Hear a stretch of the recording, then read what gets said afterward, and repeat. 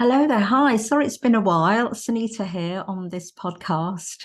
So I'm going to usually tips and hints, but it's mainly on Pilates and principles and how to take your career forward. So okay, this time I'm going to go on to continuing education. I mean, in my case, you've done. I'm going to base it on the basic mat. You've done your basic mat work. So where do you go from there? You don't really want to plateau. You might think, oh, I can be teaching basic Pilates, basic fitness, basic yoga, but then I thought maybe I want to branch out a little bit. So where would you go from here? So some insurance companies sort of insist on continuing education.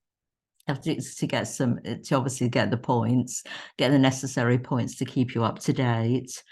So, what would you do next? Would you go on to, from the basic, you would go on to the intermediate Pilates or fitness, whichever you're teaching, go into the intermediate stage where you would bring your clients to the next stage?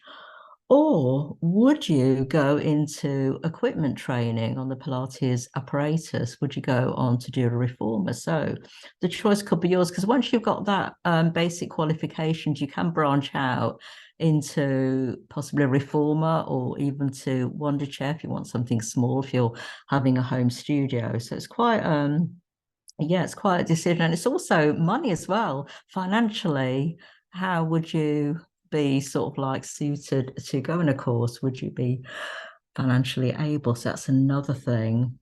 So another thing you could branch out to is if you don't want to go for the equipment training or even the intermediate or even after the intermediate, you can go on to the special populations groups like the older, say the older clients, so the senior, like to do some senior, specialize in senior classes, even pre and can't get my words out today, pre and postnatal classes for the pregnancy and afterwards. So you can specialize in that as well.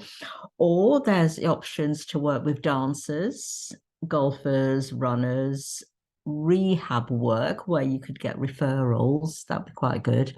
Get referrals from specialists, doctors, chiropractors, physios, or you can work alongside physio. So there's a few options there. So you won't be stuck. I know it was sort of like there's a huge market at the moment. Pilates teachers were sort of saturated with Pilates and fitness trainers. So you may want to specialize in something, like a speciality course, make you a little bit more unique. So your unique selling points. Another one is younger populations you may want to work with.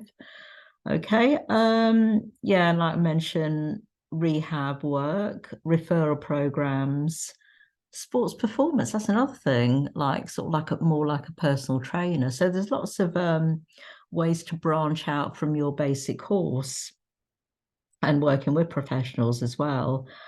And also staying up. But it's good actually, rather than sort of like plateau, what you've learned, you're sort of stuck there. It's good to network as well with other teachers, which you will get either on your own, with maybe a WhatsApp group, or even like you'll meet other teachers on courses, share your experiences.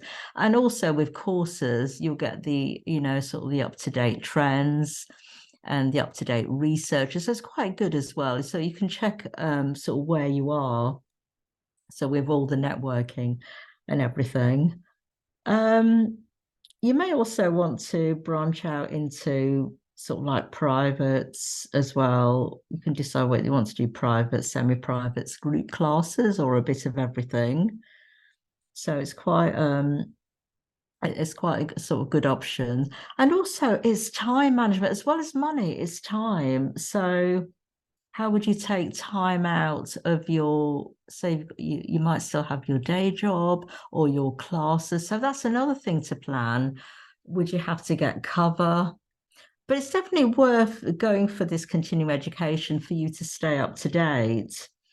Also, first aid courses needs to be aware if there's an accident or something. And obviously, with first aid, you learn the full you know, like a usual accident situation, but which probably wouldn't happen in your class. But it's just good to know if anything did happen, and you know, in your class. Because in my experience, there was a girl. She was a dancer, pretty fit, but she dislocated her knee. She was doing like I think I was doing a basic yoga course, and yeah, and everyone's saying, "Oh, I thought your class was safe," but literally something she did. It might have been tree or something pose, and her knee just like clicked out of her joints. I mean, luckily there was a first aider. I was working in a gym then. There was a first aider on board. So anything can happen. It won't be as trivial like, you know, like a road accident, but it would be something like that could happen. Or yes, something coming out in the joint, or somebody had fallen, may need assistance. So it's good to have that first aid awareness. It's good to go on a course. They usually last for about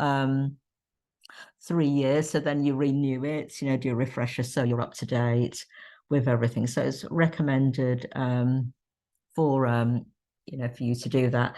And also a training provider for your continuing education. Who it could be, I mean, the training provider you can choose, it doesn't have to be the person you did your course with. You can go for a different training provider. There are lots around, because once you're qualified, um, lots of training courses are offered up to qualified teachers, so you don't have to stick to your training provider. I mean, in particular, personally, I did different courses from all everywhere, and I even ended up in New York, which was quite good. Training course over there, like a refresher. I know that's a bit costly as well because you have to pay your fare, but a good touring as well. But yeah, back I'm digressing here. But yeah, to if I personally stuck to my one because I had the insurance with them, so I had to have so many points in order that I could renew my insurance. So it got quite expensive. That's one reason why I stuck to my provider. But nowadays, there's so many providers out there, and people offering. There's even online training programs as well. So you have a variety of training providers you could go to and go with, so you can keep up to date with your training. So yeah, that's it. So I definitely recommended it. Recommend you do sort of, you do continue your education in your professional like fitness program or Pilates or yoga program. Excellent. That's it. So a nice short one for you, and I will be uploading it soon onto YouTube if you want to listen to it. Um, so next time, I'm gonna go. I've got a few more things I'm gonna list. I'll try not to leave it too. I said that last time. Try not to leave it too long. Teacher training if you want to make the switch, making the jump. So teacher training into if you want to be a fitness Pilates or a Pilates teacher versus your day job. So making that switch, and also that's a bit of time management as well. So okay, I shall hear you on the next one. Take care for now. Bye.